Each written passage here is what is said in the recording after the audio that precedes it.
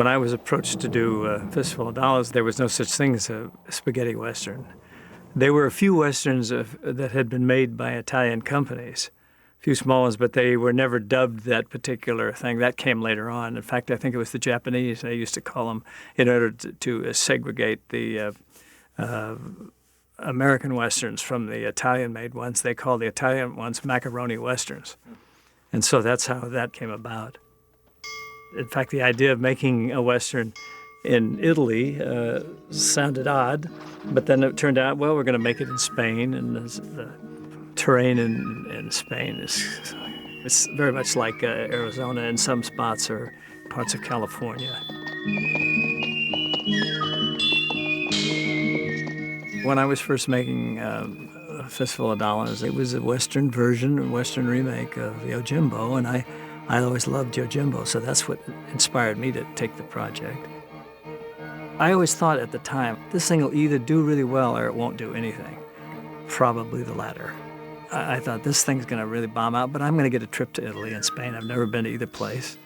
It's going to be a fine experience, and if it did something, if the dice came up 7 or 11, it would be just a bonus deal. So I just went and made the trip, worked the best I could on it. Well, it's true. I did bring a lot of my own equipment. I just bought some jeans. I brought the boots I wore on rawhide, and brought mostly wardrobe with me. We picked up a few things in Spain. Unlike an American film or a film anywhere that is on a more modest to high budget, you would have duplicates and triplicates of anything in case something got lost, in case something got damaged. We had nothing. I had one hat. If I lost that hat, I was a goner. There was no way to match up to anything else. So what I did is I took my wardrobe home at night. I took it back to the hotel. I took the hat and the poncho, which we only have one of. The stuff that I brought over had triplicate, but the stuff we bought over there, we didn't. Sergio didn't speak any English, and I didn't speak any Italian when I first went over there. He knew goodbye, and I knew arrivederci, and that's about it. So we had a wonderful woman from Poland who had been working for Constantine Films, and she spoke many, many languages and Italian fluently, and she sort of represented Constantine in Italy. So she interpreted, and her English had been learned by Americans after World War II, so she knew American-style English with all the slangs and what have you. Baxter's over there. Rojo's there. A friend of mine in Rome said, oh, they're going to lose the track. They do a guide track there. They don't pay too much attention to it because they're going to loop everything later anyway. So they said, be sure and keep track of any changes you make because they're going to lose the guide track. And they did, sure enough. A year or so later, when I was looping Fistful of Dollars, a few dollars more to come out in this country, I had to go back to my own notes.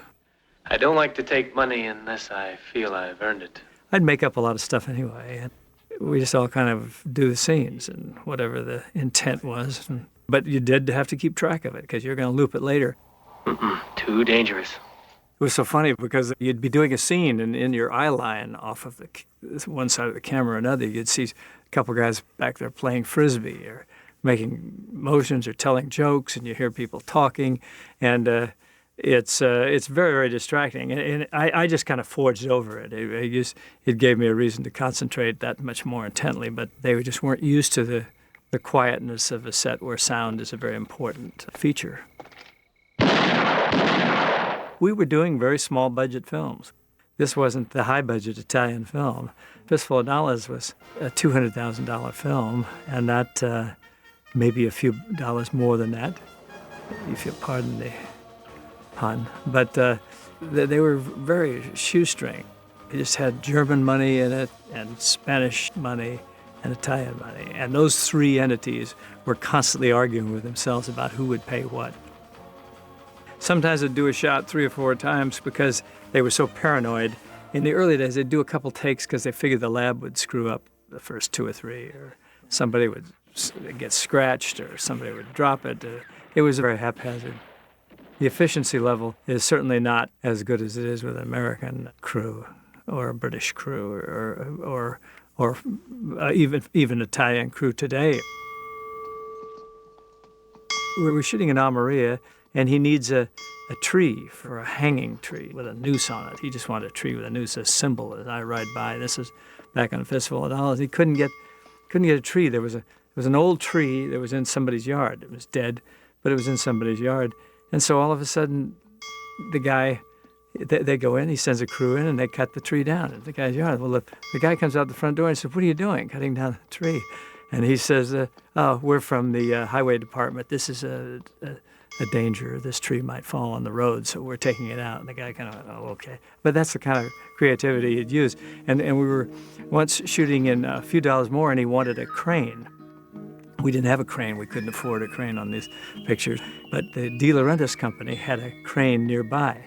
In the summertime in Spain, they have a Catholic holiday about once a week. There's a different holiday. Well, there was a Catholic holiday coming up.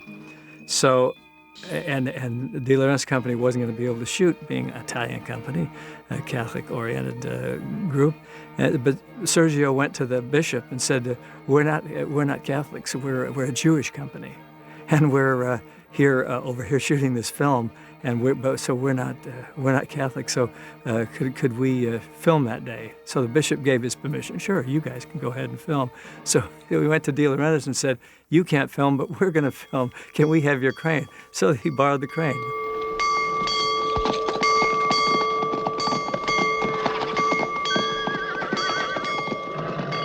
It was a great experience to look back on, but at the time it was kind of funny. I mean, now it's very funny.